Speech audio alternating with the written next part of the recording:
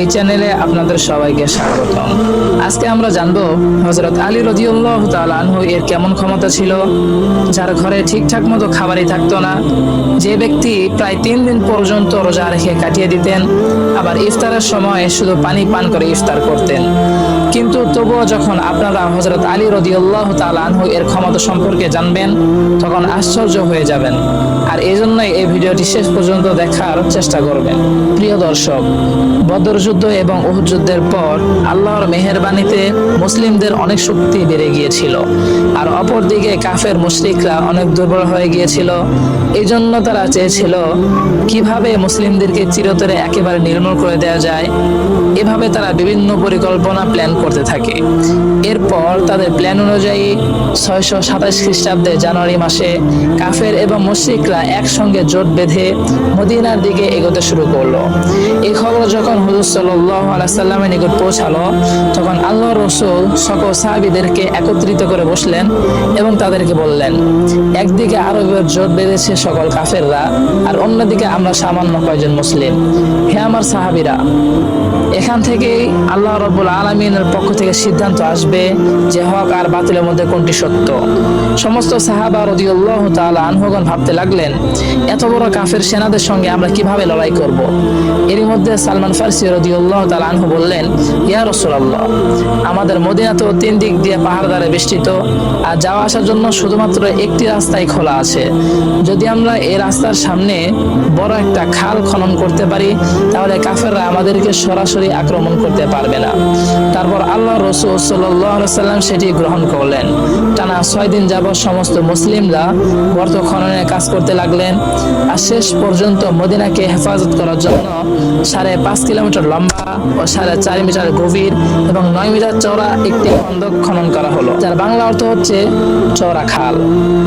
খন্দকের যুদ্ধে কাফের মুশরিকদের পক্ষে তাদের লিডার আবু সুফিয়ান তৎকালীন বিশ্বের সবচেয়ে বড় বীর আমর বিন মারহাবকে নিয়ে এসেছিলেন। আরবের বড় বড় পালোয়ানেরা পর্যন্ত আমর বিন মারহাবকে ভয় পেত।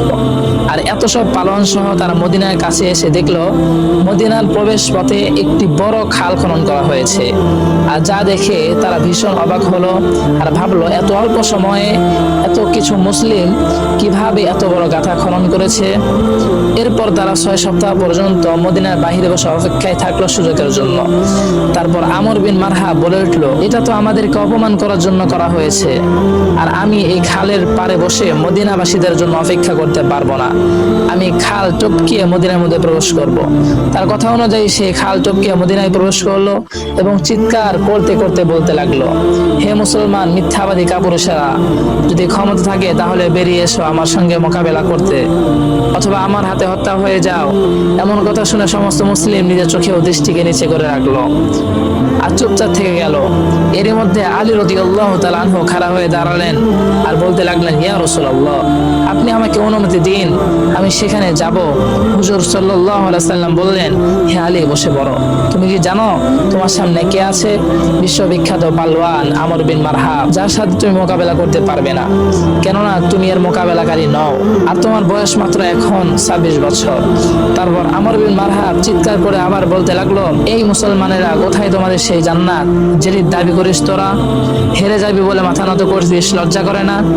তোরা না শহীদ হলে জান্নাতে চলে যাবি, তোদের মধ্যে কি এমন একজনও নেই যে জান্নাতের সুগন্ধ পেতে চায়? মুসলিমদের মধ্যে বড় বড় বাহাদুর পালোয়ান বসেছিল, যারা কেউ নাড়াচাড়া করছিল না, সবাই চুপচাপ ছিল। কিন্তু আবারও বসে থাকতে পারল না হযরত আলী রাদিয়াল্লাহু তাআলা আনহু। আবারও তিনি সোজা হয়ে দাঁড়িয়ে গেলেন। তিনি রাসূল সাল্লাল্লাহু আলাইহি সাল্লামের দিকে তাকিয়ে বললেন, আপনি শুধুমাত্র আমাকে একবার অনুমতি দিন, আমি এই জালিম শয়তানের মুখ বন্ধ করেই ছাড়বো। তখন রাসূল সাল্লাল্লাহু আলাইহি সাল্লাম আবার বললেন, হে আলী, তুমি চুপ করে বসে যাও, তুমি কি দেখতে পাচ্ছ না তোমার সামনে আমর বিন মারহাব আছে? এরপর রাসূল সাল্লাল্লাহু আলাইহি সাল্লাম নিজেই বললেন, এমন কেউ আছো যে এই কাফের মুখ বন্ধ করতে পারবে? এমন কথা শুনে সবাই নিজের নজরকে নিজের দিকে রাখলো, আর সবাই বলতে লাগলেন, ইয়া রাসূলুল্লাহ, আপনি কি জানেন না এই আমর বিন মারহাব এক হাতে উটের বাচ্চাকে ধরে রাখে আর অন্য হাতে শত শত শত্রুদের উপর তরবারি চালায়? এই শয়তানের সঙ্গে কে লড়াই করতে পারবে? এর মধ্যে হযরত আলী রাদিয়াল্লাহু তাআলা আনহু তৃতীয়বারের মতো সোজা হয়ে দাঁড়িয়ে গেলেন এবং বলতে লাগলেন, হে আমার আকা, আপনি শুধুমাত্র একবার আমাকে অনুমতি দিন, আমি এই কাফের মুখ চিরতরে বন্ধ করে দিব। তৃতীয়বার বলার পর হযরত আলী রাদিয়াল্লাহু তাআলা আনহুকে হুজুর সাল্লাল্লাহু আলাইহি সাল্লাম যাওয়ার অনুমতি দেন। অনুমতি পাওয়ার সঙ্গে সঙ্গে সঙ্গে হযরত আলী রাদিয়াল্লাহু তাআলা আনহু এক হাতে ঢাল আর অন্য হাতে তরবারি নিয়ে আমর বিন মারহাবের সামনে উপস্থিত হয়ে গেলেন। তখন আমর বিন মারহাব ছিলেন লোহার পোশাকে সজ্জিত। আমর বিন মারহাব হযরত আলী রাদিয়াল্লাহু তাআলা আনহুকে দেখে বলতে লাগলো, তুমি আবার কে? হে যুবক, তুমি কেন এখানে মরতে এসেছো?